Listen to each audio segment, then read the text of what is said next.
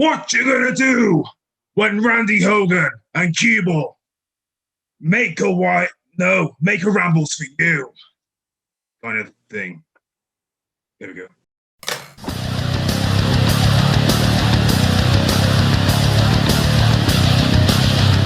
Hunters, welcome back to CueBall's Bearded Rambles. This is episode 34, and I have a very, very, very special guest. Just before we carry on, I would like to say a big, big thank you for coming on here. It's an absolute honor. I'm honored. This is a quick introduction. So he is a retired professional wrestler. He is a former NWA, WCW, and WWF Superstar. Ladies and gentlemen, I give you the one, the only, Mr. Randy Hogan, brother. What are you gonna do, brother? Pleasure to be this side of the pond, talking to that side of the pond, as they say. Yes, it's honestly, like I said, it's great. Great to be here, and again, thank you so much for having me on. You know, it seems more and more the popularity of us older guys is more over there in the UK and stuff than it is over here. It's crazy. So, hopefully word will spread and we'll get over there for some conventions and that. The only one I know of they have is that For Love of Wrestling, I think, is the big one. Yeah. And last year they weren't interested in me, so maybe next year. Maybe we should put whoever watches this. We need to push this. We need to get Randy Hogan over to the UK. Please do. We'll meet him. So we go for the questions. Should we start? Go ahead. So everybody has a story, right, in their wrestling. And I personally, and the millions and millions, it's a rubbish joke, watching at home, love to hear the stories as well. So how and why did you get into the wrestling business? Well, I'll give you a short version because it's a long version. Go ahead, do whatever you want, man. I was a fan probably when I was 6, 7 years old. My grandparents, big fans back in the day. Now, this was back a lot of years ago. I mean, when the big names were Dick the Bruiser and the original Sheik and Bobo Brazil and Killer Kowalski and some of those old things long before you were thought of, I'm sure, you know. Yeah. So I grew up watching them. So they used to take me to the matches they had. I don't know if it was once a month or so from that young age. And I remember my grandparents telling me as I got older, said, yeah, you used to love going to the wrestling. And you used to cover your eyes and say, are they blooding yet? So I guess because I didn't want to see the blood. So I would look through my fingers and it wasn't always there. Anyways, so we went and I was just, now my mom and dad, they could have cared less about wrestling. They just think that, that fake crap, stunt work and all this kind of stuff. My grandparents, believed everyone. They were on the edge of their chair watching it on TV. And when it came to, now this is in Detroit, Michigan. So when it came to time at the arenas and everything, they called me up. They live right down the street from me. Said, we got wrestling tickets. Man, you'd think it was Christmas. I was so excited. And we go. So this went on for probably 10 years. And one of my biggest days was I was like 17 or so, and I had my driver's license in the car. And I went down to the arena, and I bought tickets for us. It was such a good feeling after all those years, say, here, Graham and Gramps, I got us tickets to wrestling. Just like a reverse role. So again, we went, and anybody from that era was big. This is not a little indie show. This was like the big WWE is today, okay? Yeah. Like I said, they had them and a lot of the new guys coming up. Big Cat Ernie Ladd at the time and Sailor Art Thomas. And again, a lot of names, if you're not into the history of wrestling, you probably wouldn't even know them. Pat O'Connor, Lou Thez, Bruno Sammartino came through once, different associations. Who else? Buddy Rogers, original Nature Boy, Buddy Rogers. Actually, the original, when I was really young, the Gorgeous George came through. The original Gorgeous George. He was so flamboyant and everything at the time with his robes and everything. He put on an act kind of like Adrian Street did. I think Adrian Street really took after him, the robes lady. He had he didn't have he had a male valet that would go around the ring with a pump gun, and he would spray perfume around the ring before Gorgeous George would get in. Gorgeous George had gold hat pins or hairpins, gold ones that he would throw out to the audience and that. Anyway, I got to see all this stuff growing up. So historically, a lot of it I don't have to read in old books and magazines and that. I really lived it. Yeah. So obviously, being a fan for that many years, okay, continued to be a fan. So now I was quite a bit older, and I was in the restaurant business, and had a job down in Florida, and they closed the restaurant that I was working at. And I said, well, what am I going to do now? I had played in a band, and we traveled around the country and stuff. I used to play at Holiday Inn in Columbus, Georgia. And a lot of the wrestlers used to stay there because Wednesday night they used to do the territory TV taping there. Guys like the Continental Lover, Eddie Mansfield, and Wahoo McDaniels, T-Bolt Patterson, a lot of those guys, Ole and Arn Anderson were there. Anyways, they would stay at the Holiday Inn that I was playing at. So again, like a kid in the candy shop, I knew all these guys in there. So I went up and talked to them and got to be pretty good friends with Eddie Mansfield, who lived in Columbus. So he used to come to the hotel when we were playing there because he wanted to get his tan on. He wanted to lay by the pool. The only way he could get in was if he was a resident or something. So lay by the pool, and we talked stories and stuff.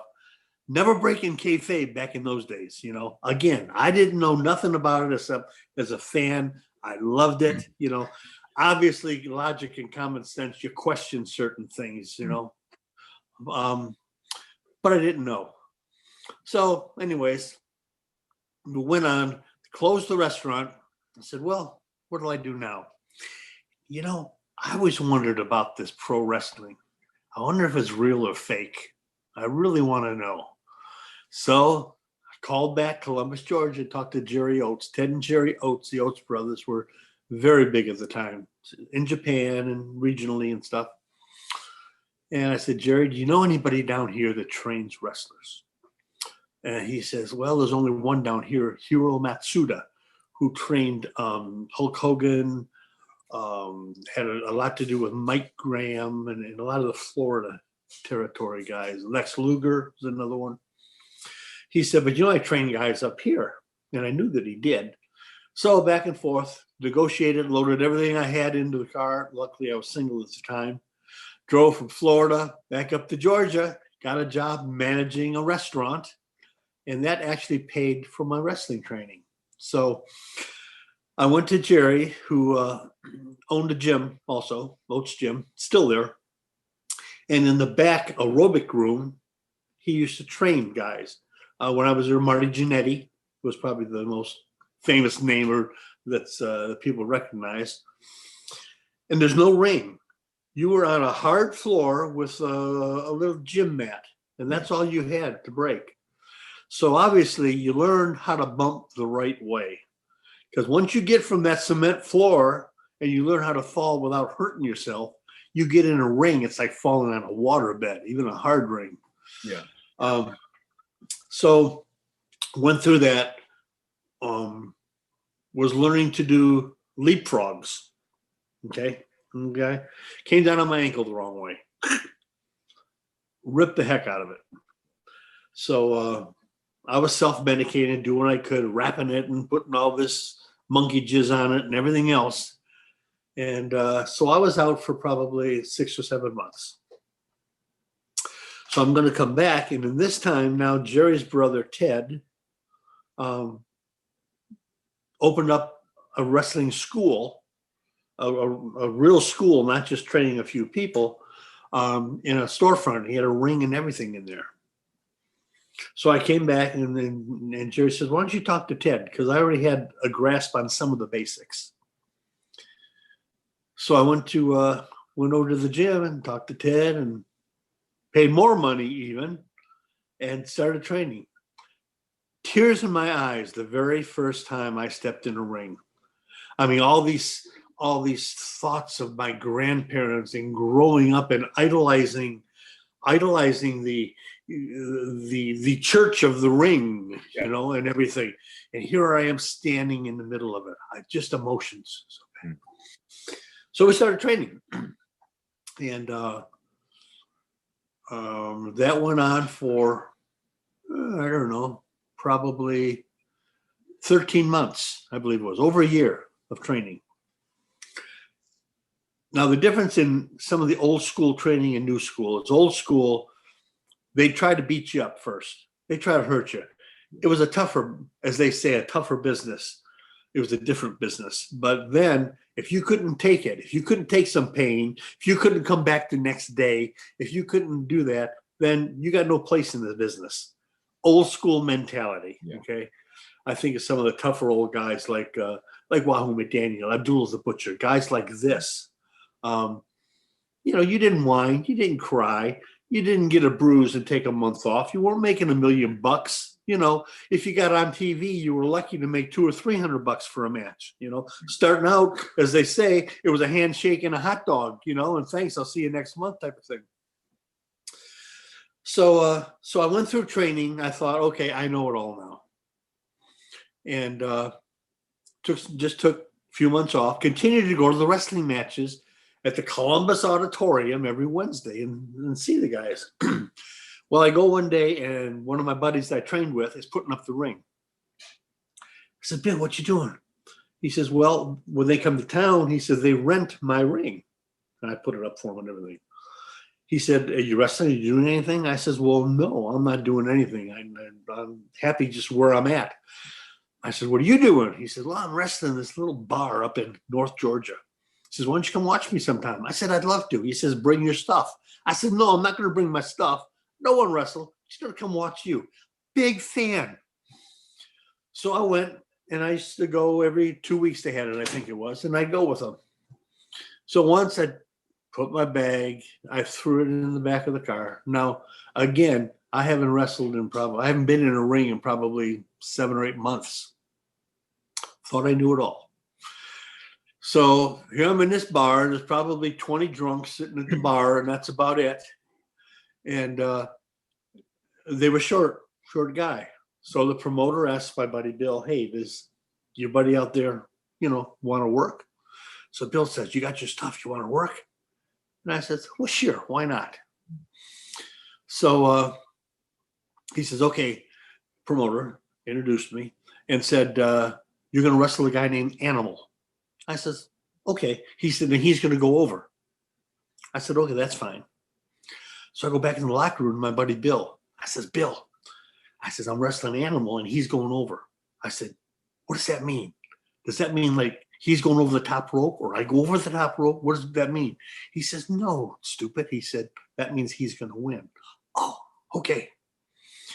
So I always had the mustache since I was 18 years old. Okay. I had the same Hogan type hair. Yeah. So it was dark brown.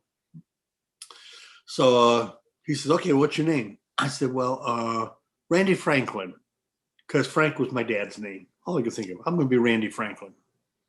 He says, okay. So I went in and wrestled the Animal, pretty much did the job for him. And I was happy. So a promoter says, can you come back next time? I said, sure. He's smoking a cigar. Big old redneck. Listen, you know, he says, you look a little bit like that Hulk Hogan guy. Now, Hulk was just coming up, okay? Just left the AWA, was just making his way long before he had the title. Yeah. We're going to call you Hal Hogan, and you're going to be his cousin or something like that. I says, okay, great. So I thought about it. And I said, you know, it's okay to do the Hogan thing, but can I be Randy? People's talking to Hal. I don't know who the hell they're talking about, you know? So let's be Randy's. Okay, you're Randy Hogan. So I went home, all excited. Got my girlfriend. Got to bleach my hair. Bleached my hair blonde, bleached my mustache, bleached my eyebrows, bleached everything blonde. Always had a tan anyways. Went back to the tanning booth, got even darker tan. So now again, I had turquoise boots, turquoise trunks. I had a black robe that I made myself, sequins, turquoise interior. That was my color. So I went and I wrestled, and this time it was a draw. So I started going back, and now he was paying me. I think I made $20 finally.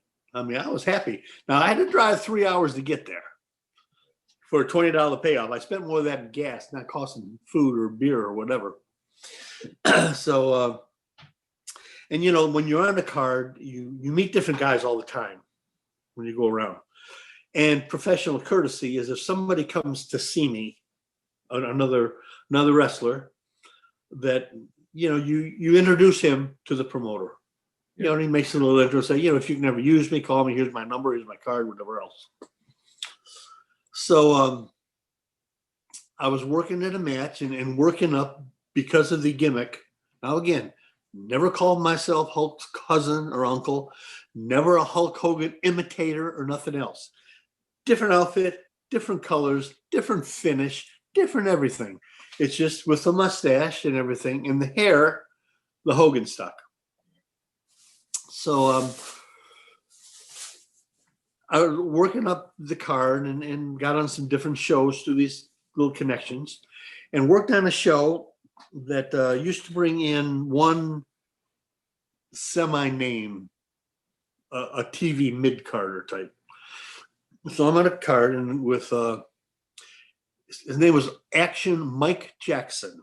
Now he was on AEW a few months ago. He's like almost 70 years old. Can still go with the best of them. Little guy. He was like the Alabama junior heavyweight champion for 40 years, self-proclaimed. So anyway, so I said, Mike, I says, how do you get on TV? I didn't know nothing. And he said, well, you know, he says, I take guys up. At that time, the booker had somebody like a Mike Jackson who was like an associate booker. He would bring in a handful of jobbers. Because back then, you know, it was all pretty much squash matches. So he said, well, I can't guarantee I can get you on or anything, but same story as the little bar. Bring your stuff, come with me, we'll see what happens. So I went to these, to WTBS Superstation, which was NWA Crockett's territory at the time. And it was the TV tapings. And again, they were short ones. So the booker, who was J.J. Dillon at the time, goes to Mike and says, Mike, you got one of your boys? Said, sure. I was the boy. So now I get to go in back in the locker room. Again, going back at the time, 30 years. I'm thinking, look around. I'm in the same room now, you know, because you had one locker room, kind of different entrances, but one locker room. Yeah. I'm in there. There's Dusty Rhodes. There's Ric Flair. There's Ricky Steamboat. There's the Midnight Express. There was the Legion of Doom. Okay, the Road Warriors at the time. Guys like Black Bart and Larry Zbyszko and Shane Douglas and just all of these. And that was the nucleus. Man, I just wanted to jump up and get autographs, but you got to be cool, you know. Yeah. So we're sitting in the corner. Most of us jobbers. We don't know nobody. Fish out of water. Big guys with that. And nobody talks to you or nothing.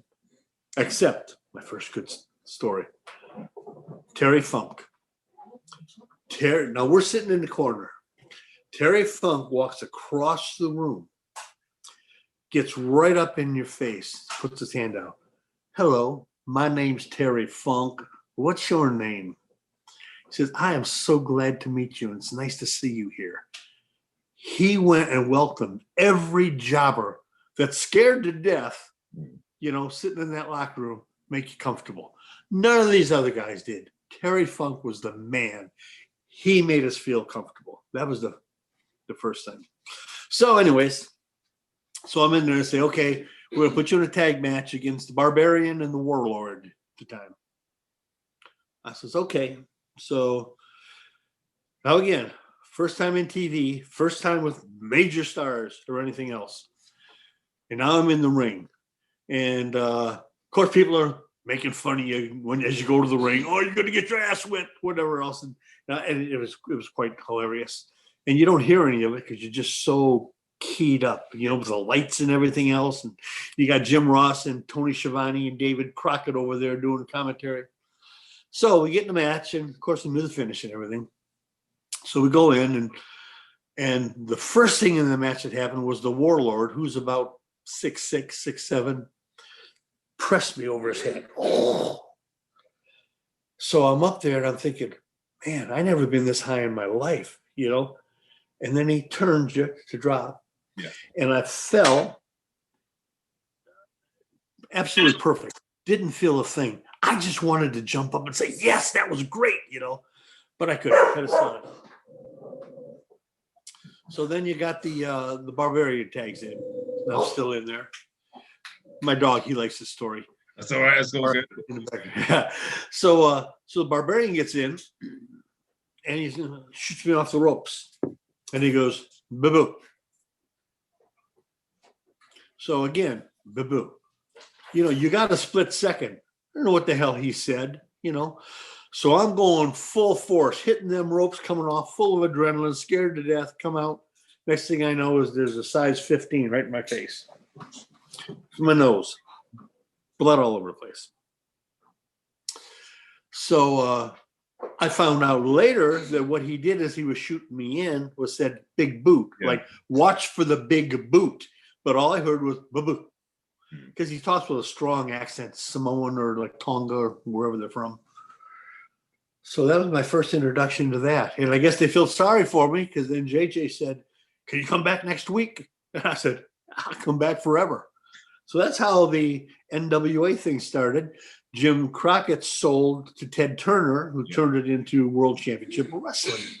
At that time, they let a lot of the jobbers for enhancement. First of all, I'm not offended by that term, okay?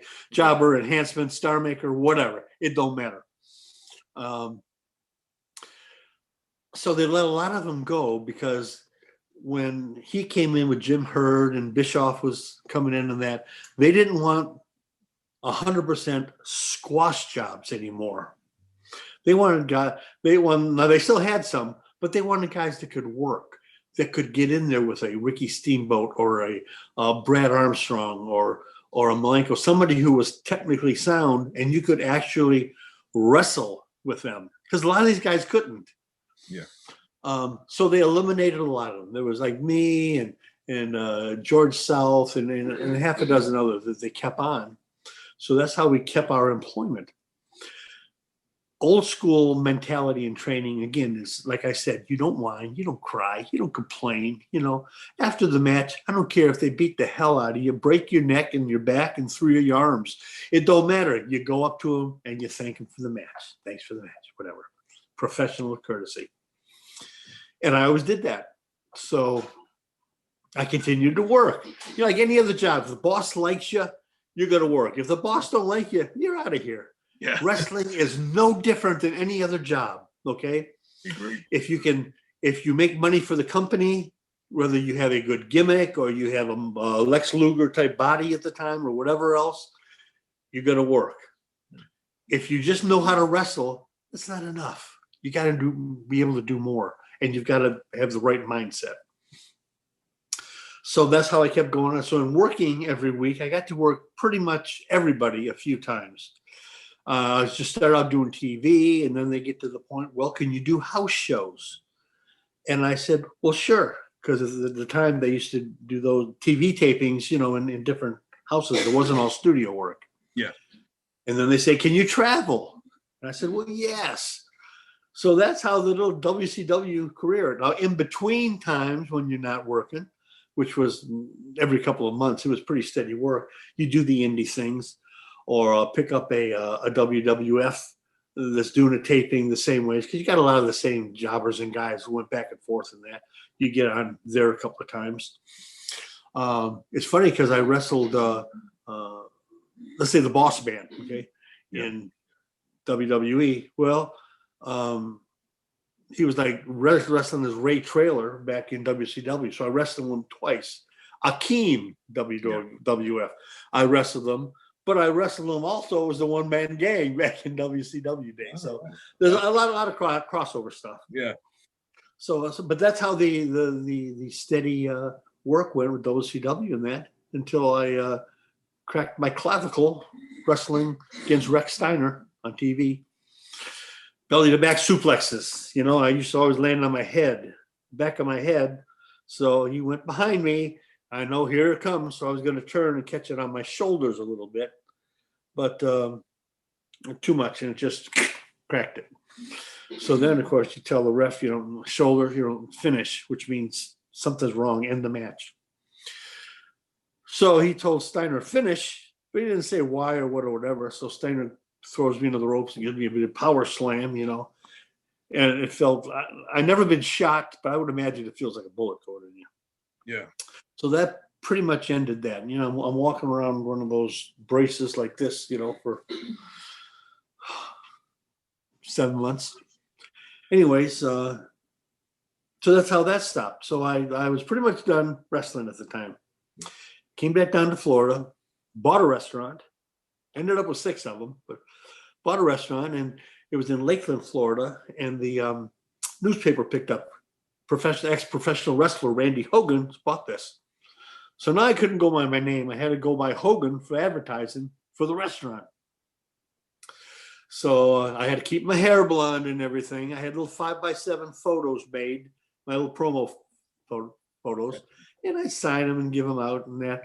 So it got to the point where I was like a Ronald McDonald, you know. Mom and Dad would ask kids, where do you want to go have dinner? Oh, let's go see Randy Hogan, because they know they could ask me about guys like Sting and all these guys, and I'd tell them a little bit, and I'd give them an autographed picture and everything. And so it was good for business. So that kept that going on. So now I said, you know, I got to keep this Hogan thing alive. So I made a couple of phone calls. In the meantime, WCW left Atlanta for all their TV taping and came down to Disney and started doing it at MGM Studios, which was only not even a 30-minute drive. So when they did the TV tapings, I showed back up again with WCW and did TV tapings another year, just to keep my face on TV for the relevance, to keep my restaurant going. Yeah. Yeah, and that was it. So I did independent shows. I promoted a couple of shows in my little town. I had fun, and then I was pretty much nothing until for like 25 years, and then all of a sudden I get a call from Kevin Nasta, Damage 365 Promotions, a vendor, saying, you know, we got this big event. It's called Convention in New York, and would you like to come in and be part of it? I said, well, sure, I guess. I don't know nothing about that stuff. So all of a sudden now, it goes full circle. Now nobody knows Randy Hogan, so I thought, but he starts putting it on Facebook and promoting it and this and that, and up there, and there's like 3,000 people at this convention they had with the Undertaker and the who's who of wrestling. They had 74 wrestlers there, and I was probably one of a handful of little guys. You know, yeah. They were all the big ones. And because of that and everything, I said, well, okay.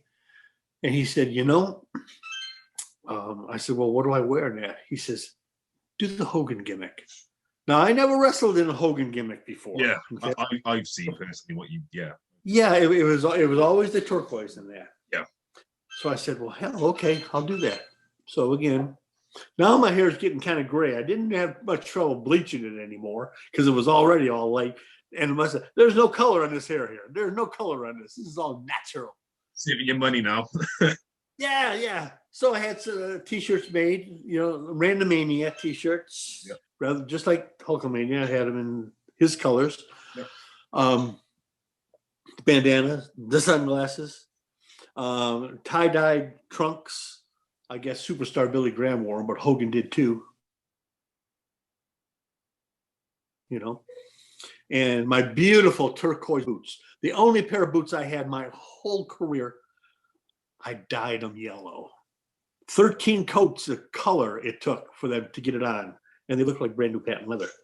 So now, because the vendor wanted me to, I went in with a Hogan gimmick, and it went over well. I mean, business-wise, we did well, and we sold and everything, which led to another one and thing. And then the COVID stopped, or started, I should say, and everything stopped. So they started with these virtuals and that.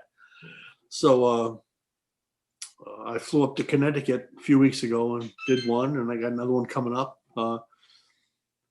And that's where we're at. So when things open up and everything else, not only would I like to get over to the UK somewhere, because there seems to be an interest in the American wrestlers over there for some reason, you know.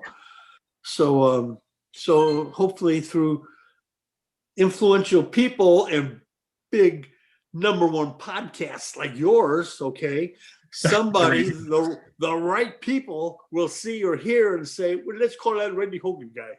So anyways, that's part of it. So that's where I'm at today. I'm sorry. That's the whole story. Honestly, that's all good. Don't worry about it. Honestly, it's all you. The floor is all yours, boss. Okay, so where do I go from here now? That's the next question. Yeah, so I think anybody who watches this, we should all try and get Randy over here. You know, he really wants to do this. Sweet. Thank you. Let's use the power of the internet, power of social media, get rid of all the negativity, bring all the positivity over, and let's just do it. So yes, you've told me your story now, which is absolutely brilliant. Readers like myself, I love hearing stories, like I said. So you said about the Hogan, the whole Hogan gimmick, everything like that. Just I don't know. I don't know where I'm going. You just told me. You told me everything. How did the gimmick start? Does Hulk know about it? Have you met him and you talked to him about it? Is he pissed off because you do it? There we go. Is that part of it? Well, yeah, we're going to say that. Well, you just said you're going to carry this for me now, and yeah, go ahead, go and answer your own question. Okay. First of all, Hulk Hogan. I have never face-to-face met him. Now, he lives an hour from me. He's got a couple of his Hogan Beach Shop. He just opened up a bar and everything else. Not an hour from me. When he came to WCW, they had a parade at Disney. And like a ticker tape parade for him, welcoming him from up north down here. I was working wrestling part-time, but also working for a radio station at the time. I had a little wrestling show. Yeah. So this was big news and everything at the time. So they said, well, would you like to go to this ticker tape type parade? I said, man, I'd love to. So they got me a press pass. Okay. Now the public, that it's still on the internet, bits and pieces. The flash, you can see me because I was right in the front. But it wasn't a setup. It wasn't nothing. I wasn't there as Randy Hogan or anything else. I was there as a reporter for my little show. So he's up doing his thing with Jimmy Hart and a couple other guys. And I was like right in front, just mesmerized, you know, my hero at the time. Now here, I'm like 35 years old or whatever, you know, and here's my idol again. I'm a 7-year-old kid, you know. So he doing his thing and talking and just standing, looking up on the stage over the crowd. And he looks and he looks back again and just kind of, to me, that was an acknowledgement. Yeah. You know, I lived on that for years and years. That's all the relationship we had until last year when I went to the big event in New York.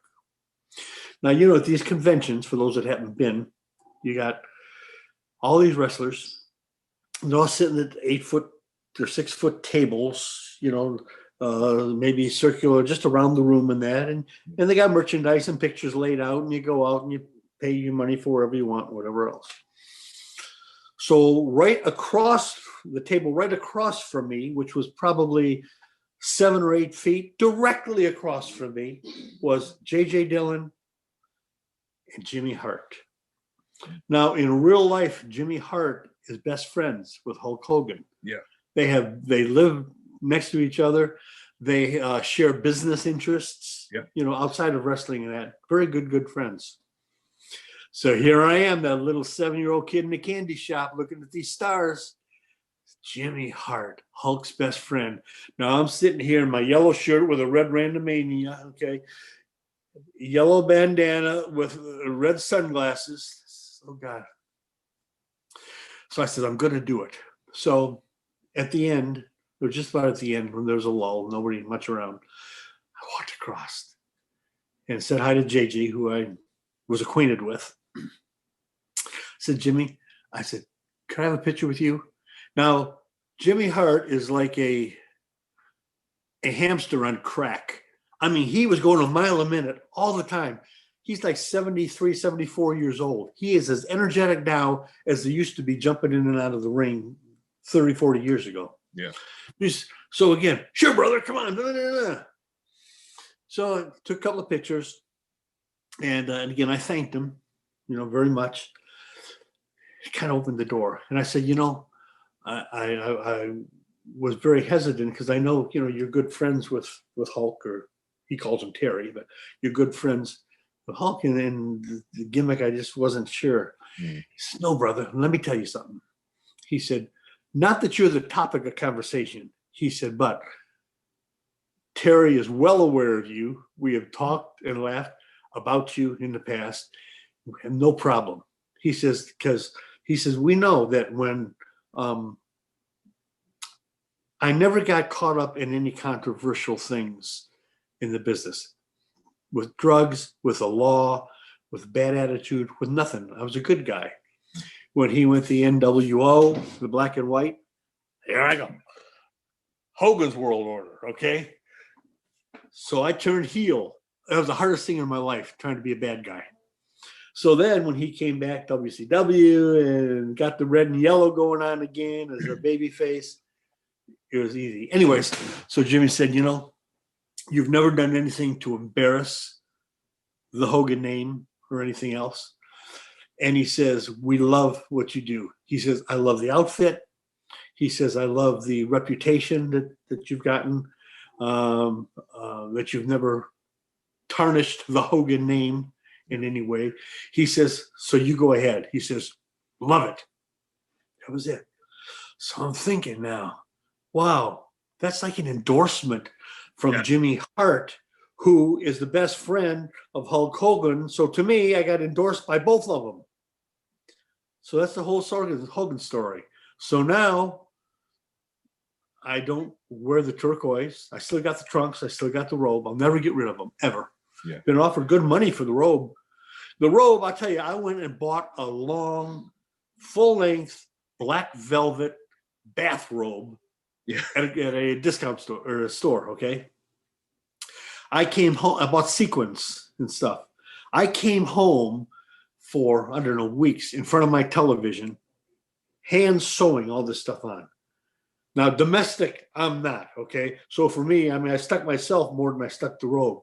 But that robe was handmade, the only one that I ever wore, and those are the only trunks I ever wore. I bought a yellow pair later on that I wore a couple of times. But so I have those. I keep them.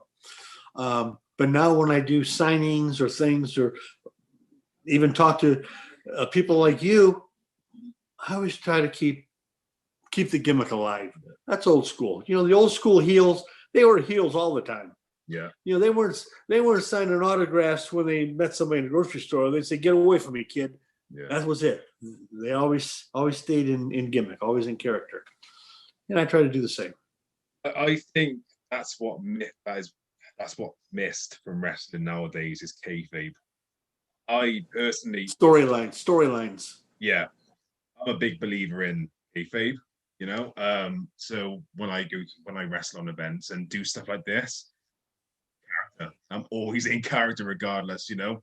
That's the way I always like to be. I don't know, a lot of my wrestling buddies, they like to be like that as well. But then you get other guys who like to separate when they can, you know, so they just wrestle and that's them. Meet the fans and then just go as a normal talent. Yeah.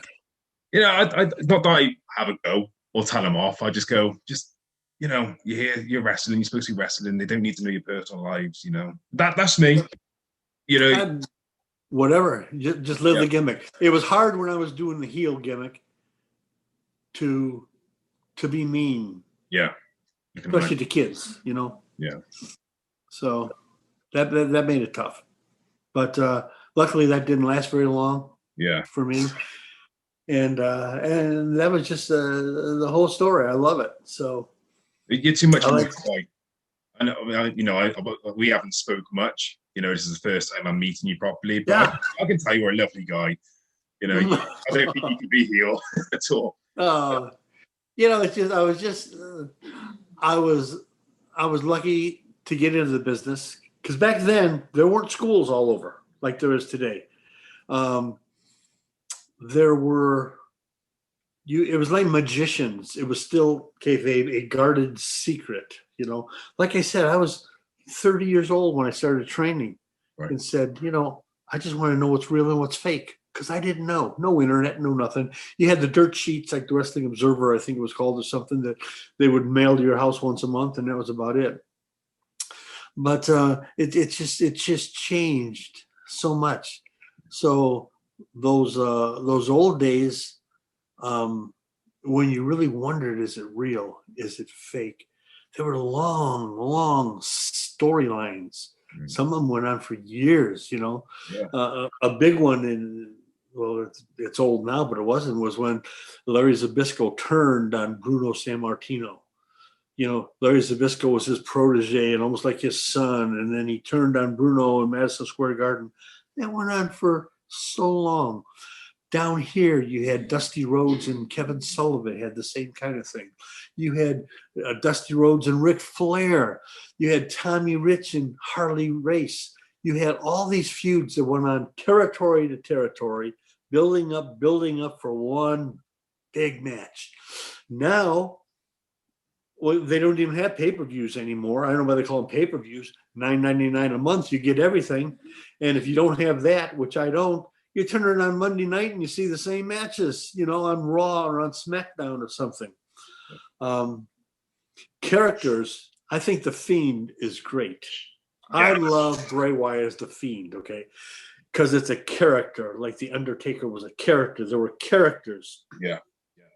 Now, if you think about it, there's no real characters or no superstars on the way up. A Bruno Sammartino, a Ric Flair, a Hulk Hogan, guys that are household names, you know, 40, 50 years afterwards. There's no big name coming up. Yeah. And I think Vince McMahon probably stopped that when he realized that guys like Bret Hart, Hogan, you know, they're jumping ship and going for more money. And he said, and he thinks, you know, I'm building my whole federation around one star, and they leave, and what do I got? Yeah. So he got the mentality of, you know, I'm not going to build any one superstar anymore. I'm going to have a lot of superstars, but, you know, if one leaves, so what? Yeah, it makes sense. And that's where they're at. So, you know, you can't tune in to see your favorite star or go to your town, you know, maybe 3 times a year and see the world champion, you know? Yeah. Same matches on TV as you see on the on their pay-per-views, as they call it. So one thing I mean, oh, sorry, go ahead. Sorry. No, I'm done. Go ahead. No, I was going to say, so one thing I'm interested in is the whole Pro Wrestling Illustrated picture. So obviously, the original picture was of Hulk Hogan and Freddie Blassie with the picture 24-inch pythons. Yeah. Yes. And you, Randy Hogan, 24-centimeter pythons. That's it. I was actually going to get a bit of paper saying 24, but I completely forgot. You and Jim Cornette do the exact same picture. So again, how did that come about? So you want to know the story? I want to know the story. Here we go.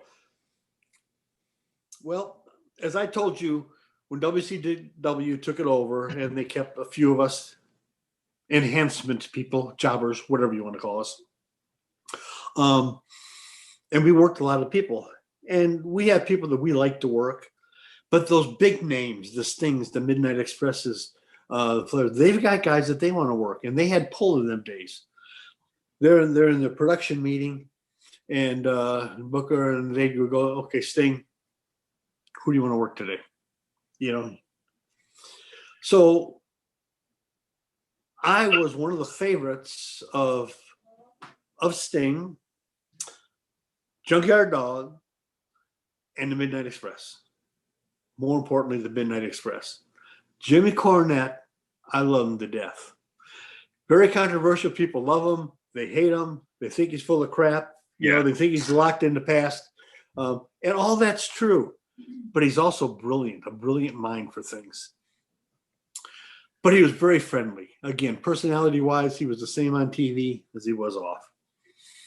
So I would work the Midnight Express, and who I think Bobby Eaton is one of the best guys I ever worked. Anyways, I worked every faction of them. I worked against the original, Midnight Express that had Paul Heyman, or Paulie Dangerously at the time, which was Randy Rose and Dennis Condrey. Then I worked with Bobby Eaton and Dennis Condrey. And Bobby Eaton and Randy Rose, I think. Yeah. And my favorite was Bobby Eaton and Stan Lane. So anyways, I'd work with them. I was very lucky when it came to taking a bump. I was like a cat. I don't care. Do whatever you want, because I always landed okay. Never got hurt taking a bump. Over the top rope, out of the cement at the time. They didn't have pads back in them days, okay, after the ring was cement. I could do it. So they liked this because I was smaller at the time, big by today's standards in most part, but I was about, I weighed about 225, 230, right in that way. But these guys could toss me and flip me and do whatever they wanted with me, okay? And at the end of the match, I'd thank them. I was appreciative. Again, the professional type of thing to do. So they said, yeah, let us work with Hogan again. Let us work with Hogan. So not only was that more job security, because now some of the big guys wanted to do TV with me, but I kept my attitude in check, which is something I think the young guys can learn today even. You know, your promoter's your boss. You know, he runs the show. If he wants you to wear pink tights, wear them. That's what he's paying you for. And be sure you get paid too, by the way. But yeah. So anyway, I'm wrestling the Midnight Express on TV in Atlanta. We come back, and Pro Wrestling Illustrator Bill Apter was there, and he says, "Randy, come over here." I says, "Okay." He says, "You know that picture of Blassie and Hogan? You know, he's holding up 24." I says, "Yeah, everybody knows that picture." He says, "Well, I'm going to kind of do a spoof on that." He says, "Are you okay with that?" And I said, "Well, sure." Now, Cornette's just off to the side, you know, listening to this.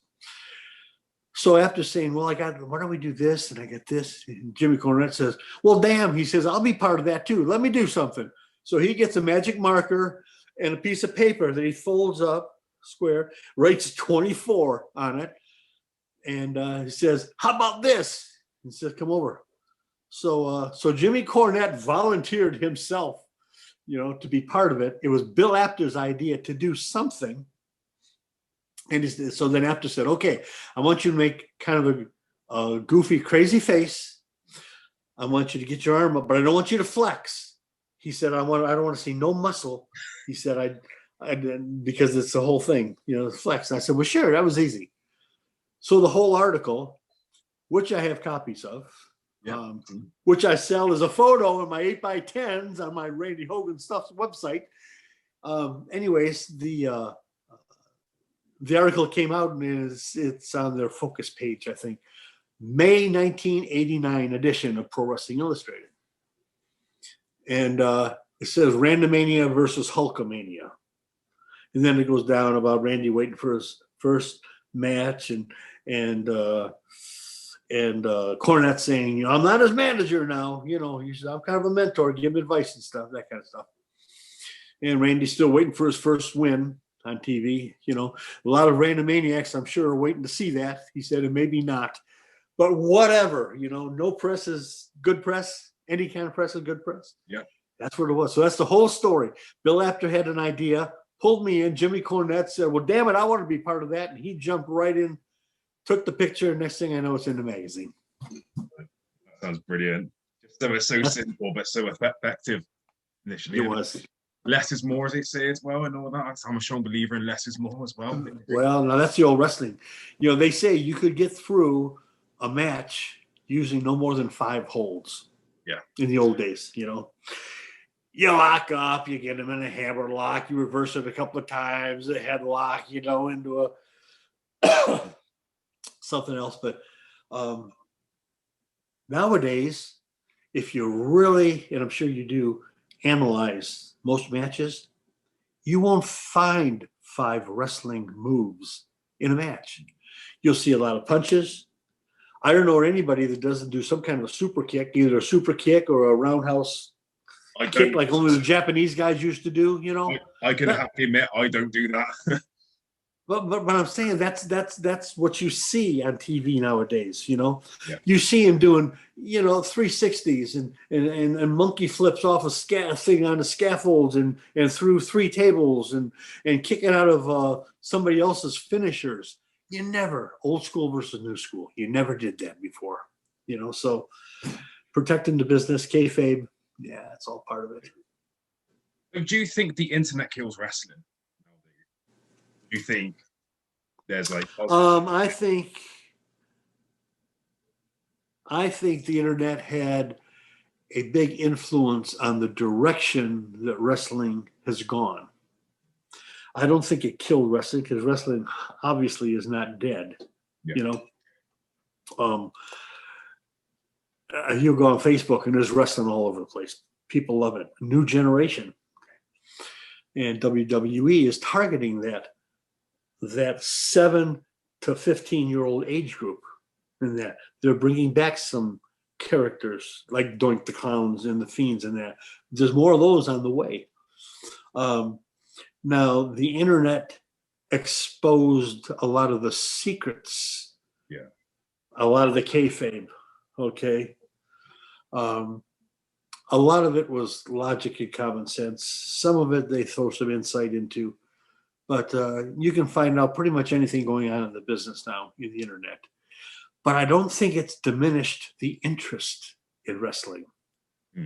I think it has maybe for guys my age, for the old school guys that grew up on the storylines. And if you're going to hit somebody with a chair, smack him in the head. You're going to hit him with a 2x4, smack him in the head. He's going to bleed. Yeah, you can kind of gig yourself if you want. But you know what? You're going to get busted open, you know, for real. And that was just all part of the game. Now it's just a little bit different. Back then you had just the old barroom brawler looking guys. I go back to Dick the Bruiser and the Crusher and Bulldog Brower and guys like this. Today, everybody's muscled up. They're all pretty boys, you know. Most of the divas, which I'm starting to enjoy a little bit now, but for a while they were just all models, eye candy, no interest in wrestling, no nothing. They just threw a starting training salary of $50,000 or $60,000 at them a year, you know, to train and start. So, I'm in on it. They never learned the history. They never learned the wrestling. They weren't Joyce Grables or Fabulous Moolahs or Wendy Richters or guys like. There's very few. Natalia, I like. Mickey James, Charlotte Flair. Most of them were all second generation, but they wrestle. They wrestle like men. They know how to wrestle, you know, other than these little Mandy Roses and that, you know, who are good to look at. But if you're looking at it for wrestling as an old school guy or whatever, you're not going to see none. You know, it started out where you had, like I said, the Moolahs. Not a whole lot of pretty faces back in them days. Then you had nothing but eye candy when you had Sable and Stacy Keibler and Trish Stratus and that at the time.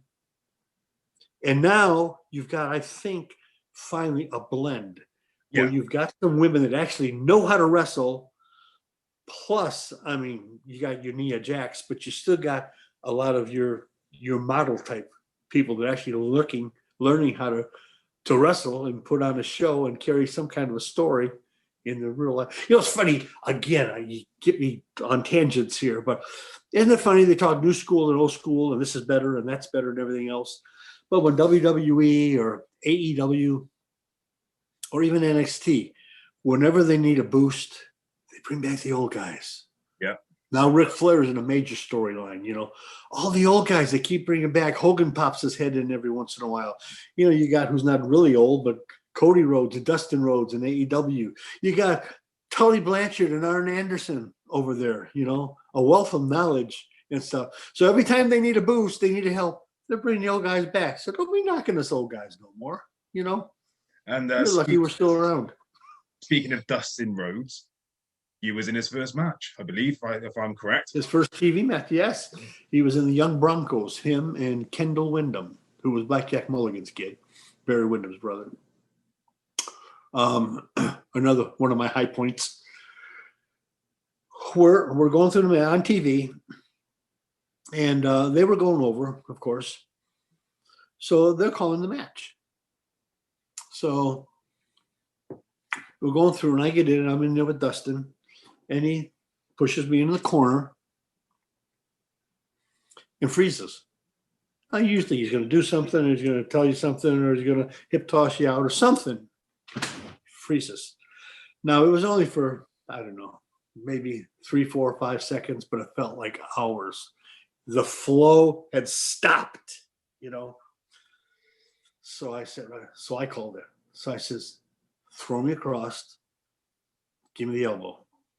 He used to do at the time, Dusty Rhodes used to do that bionic elbow. Yeah. So I called, I said, Dustin, throw me in, do that. So he threw me in, gave the elbow. I hit. Then we got through the rest of the match, and Kendall Windham come in with a bulldog, and match was over. So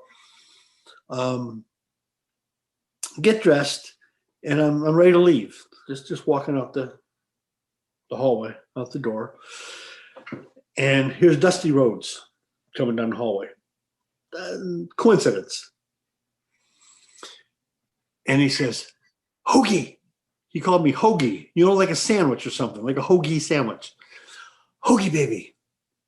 Shook my hand and says, thanks for taking care of my boy. Now I said, what the hell is he talking about? And that's all he said. I said, oh, you're welcome, whatever, when I'm walking. Thought about it. Evidently,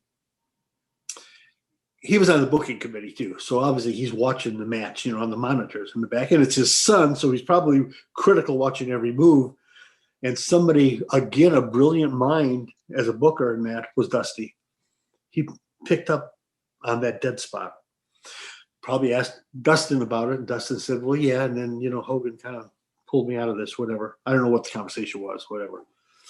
Or how he would know. But again, just like that Terry Funk moment where he shook my hand, here's Dusty, who's never done nothing more than really nod when you see him, actually saying, thanks for taking care of my boy. Wow. He acknowledged me for something, anything. Here I am, 7-year-old kid again. My son, you can have your autograph. But so that was the Dustin Rhodes story. After that, when Dustin was starting to move up and that, they did house shows, high schools and stuff, fundraisers, whatever, the Florida Championship Wrestling guys. And we'd always show up when we could and hope to get on a match in that. So I remember walking into a high school down in Lake Wales, Florida, I think. And Steve Kern, I think, and Mike Graham were doing the booking. They were in there. Who I had talked to Steve Kern a couple of times, Skinner or wherever y'all name him by, but never much Mike Graham. And I walk in, and Dustin was playing cards with Dick Slater and a couple other guys. And Dustin hollered across the room to him. He says, put him on. He knows how to work. Again, here's this kid, Dustin Rhodes, you know, who I haven't seen in a long time, had that match with, and he's telling Kern and Mike Graham, put him on the card because he knows how to work. Tears of the eyes, man, you know. Being a fan and being where I am today, now, this June, I'm going to be 70 years old. So that's like 63 years. I have been a hardcore fan who loves the business as much today as I did back then. Yeah. And I still get emotional when I think of these few moments. There was the Terry Funk moment, the Dusty Rhodes moment, and one more, the Abdullah the Butcher. Beat me like a dog. We're wrestling. He's standing on my throat, not taking any weight off on the ropes. I mean, he's got 400 pounds. There. Throws me out of the ring. Okay, now I can breathe. Well, Gary Hart was there, and Gary Hart gave me a little kick, which was fine. Abdullah comes out and gets a kendo stick. Beating me to death. Rolls me back in the ring. Whew, good. Comes in with a kendo stick. Still whipping me like a dog.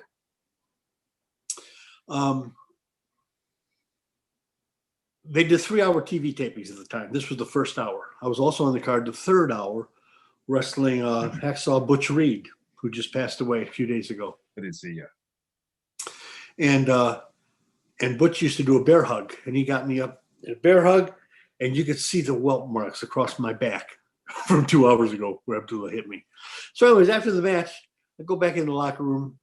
Abdullah's sitting in a chair with feet up on a desk, smoking a cigar. And he says, "You okay?" I'm going to thank him for the match, like I'm supposed to do. He says, "You okay?" That opened the door. I said, "Yeah, I'm fine, thanks." He says, "But you about beat me to death with that kendo stick." He laughed and said, "It's good for the business." And I thought about that for years. How profound of an old school statement is good for the business. When you're right in front of people, in the front row, whatever else, you can't pull a punch. You can't miss and have somebody sell it. You lay it in. You're going to hit them, hit them. If it hurts a little bit, so what? That's what you get paid for, you know? And that was the old school mentality, you know? Don't make it look fake, you know? Make these people believers. Yeah. That's why he whipped me, because I was only maybe 3 or 4 feet from the audience, from the fans. So he had to hit me, make it look real, you know? He had to kick me. He had to do stuff to keep that old kayfabe, to keep it real. It's good for the business, and it really was. So those are my moments. Yeah, oh, they all sound great. It sounds like you've had a good career, to be honest. You know, so you know, I was very, very fortunate. Yeah, to get where I am. You know. Yeah, right place, right time. With as little as I had. Yeah. I have no ego. I really don't. You know, I laugh at myself when I watch myself on TV against Vader or whoever, you know, getting jobbed out as a piece of meat, you know, when, but that's what I was paid to do. They would say it. Don't even throw a punch. These road warriors, these guys, they got to look invincible, you know, don't do anything. And then there's other matches where people, well, yeah, we're going to give you a little bit. So I laugh at myself. People talk about derogatory terms like jobber and whatever. Okay, and I'll give you my personal feeling. So many guys are offended by jobber. Okay, well, first of all, you got a job, don't you? You go to work, you get paid for it. So you got a job. Are you a jobber? Forget wrestling. Yeah. Everybody's a jobber. Yeah. Enhancement. Yeah, that was my job. Was to enhance. If somebody's big and mean, I got to make him look bigger and meaner. If somebody's technically sound, I got to make him look more technically sound. So yes, I'm a jobber. I'm enhancement. I'm enhancing this person. Star maker? Well, yeah, self-explanatory. We made these guys into stars. There would be no stars if there was no jobbers. Yeah. You know, they got to go over. Carpenters? Yeah, we built them from the ground up. We built them like a house from a foundation. If they've got a reputation they're trying to get from here to here, we help build that reputation. So call me any of those things. I'm proud of them. But the bottom line, the fifth one that everybody should call us is we were professional wrestlers because we were trained. We knew what we were doing. We handled the business as a business. We protected as much as we could, kayfabe, whatever. So. Like it. I love that. That's my tutorial. Yeah. No, I love it. I think if anybody who's new or wants to be coming into wrestling after the COVID has gone, especially in the UK, would take this bit on board. That's a lesson in itself right there. I would say personally, you know. So my last part for me is something called a quick fire round. I did briefly say this to you before we started about what it is. I'll throw some names at you, and I just want a quick opinion, quick honest opinion about this person. I'll make it quick. Yep. So first person, obviously going to be Hulk Hogan. An icon, a true icon. It's a shame because you asked about the internet. That actually the internet is what brought his personal problems to light, but that doesn't overshadow anything that he did for the business. Was he technically sound? Yes. If you watch some of his old matches in Japan, the boy could wrestle. Oh yeah. Right? But he didn't have to. All he needed was 5 moves. 3 punches, throw him in the roof, give him a boot, drop the leg, 1, 2, 3, do the air, and you're out of there. So iconic. And there's the less is more as well. There's right there is the less is more. Jim Cornette. As you know, my favorite. He's a good man. I don't know of anybody that has more passion for the business than him. Opinionated, yes. Mm-hmm. A lot of those opinions, are they old school? Yes, they are. But understood. It was different, and he likes that. Not that we don't appreciate new school stuff. The athleticism is unsurpassed today as opposed to last time. The conditioning, unsurpassed. But as far as storyline, things that we have mentioned, storylines, the kayfabe, the characters, and all that, Jimmy Cornette says, hey, we need some of this. And none of us can understand why, when they have brilliant minds like Arn Anderson and Tully Blanchard and even Dustin Rhodes in AEW, they're doing the same copycat stupid stuff that you see WWE doing. Okay, sorry. No, all good. Honestly, it's fine. But he's great. He's wonderful. My favorite. George South. George South was so underrated. Yeah. He is so talented. He was the jobber the jobbers looked up to. Okay. He really was. Now, they gave him a couple little pushes. He was in wearing hoods. There's a couple of different gimmicks. The Cruel Connection was one. You're rolling that. But he never found the fame, and talent-wise, he should have. Ric Flair thought he was great. He loved working George. George got a wrestling school still in the Carolinas. He's still active once in a while in these things, but he's kind of a laid-back, quiet type of guy. So you don't see him very often at conventions or on the internet or anything else. But he's a very, very, very hardcore Christian guy who has great work ethic. Multitude of talent, has trained a lot of people, including his son, who's doing the little indie circuit in the Carolinas. I got a convention coming up there next year, and I hope to reconnect with him. But again, the jobber's jobber, right there. He's the one we looked up to. Vince McMahon. Never met him.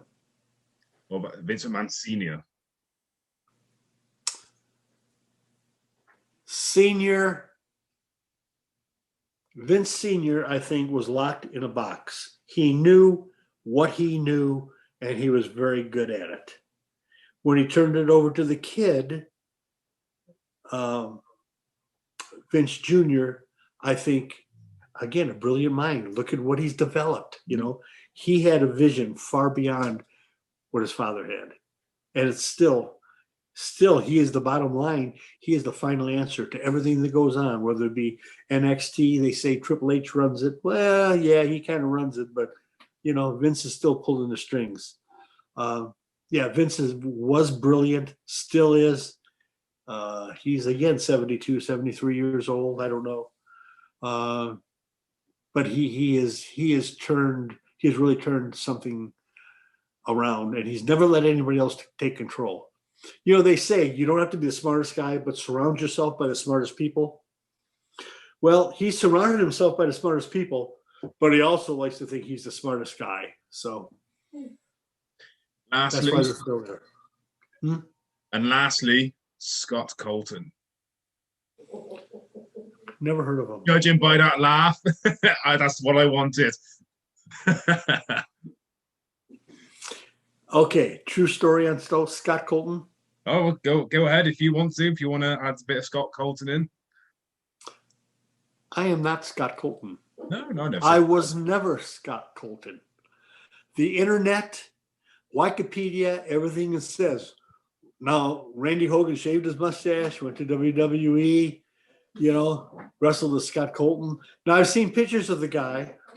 He does look like me. We were about the same size. His hair was a little shorter, no mustache, but no hair up here, like the rest of the Hogans and stuff. But somebody said, well, that's got to be Randy Hogan. Again, we talk about the internet, some of the misinformation. I never met Scott Colton. I watched a couple of his matches. That's all I can say. Thank you, Scott Colton, for giving me a little bit of press time. I've never met him. I hope he's well. Maybe me and him should have a retirement match, 1 minute match. That leaves me. I'm going to one last question. Right opportunity, right time.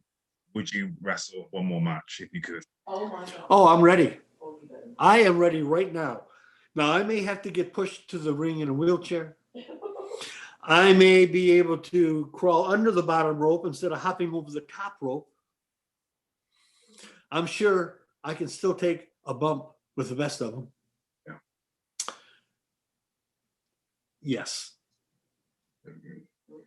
My wife is in the background saying, "No damn way." I can hear. I can hear the laughing as well. Well, as you say never. Yes. Never know. So that's my questions done now. Obviously, like I said at the beginning, before we started this, I like to ask fans whether to basically ask some questions for me. Sure. Where are we? So somebody called Johnny Rose. He's a fan of yours actually as well. He's a wrestling history buff as well. Well, thank you, Johnny Rose. He says you've wrestled some beasts like Vader, Abdullah the Butcher, the Commando tag team. Who was the most dangerous? Vader. Judging by the match I've seen, no thought process to that. Vader. Judging by the match I've seen you against Vader, yes, I can agree. And why he was so dangerous at the time is he didn't care. Yeah, you can see that. I just don't have a whole lot of good things to say. He had a wonderful career. He was really big in Japan. Yeah. And when he came over here, Japan has a different style of wrestling. It's tough and everything else. And Vader's used to being stiff and tough, and he came over here and was super stiff with people. And he hurt a lot of people. Good.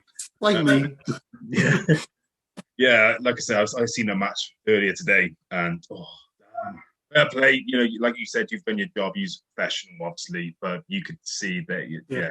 Well, there's one on YouTube. Then he gave me like 3 of those monkey splashes or Vader, whatever he calls them. Yeah. The referees came out from the locker room from the back to help me. They thought I was legit dead. Hurt, broke. They come to help me out. Now I think it's just part of the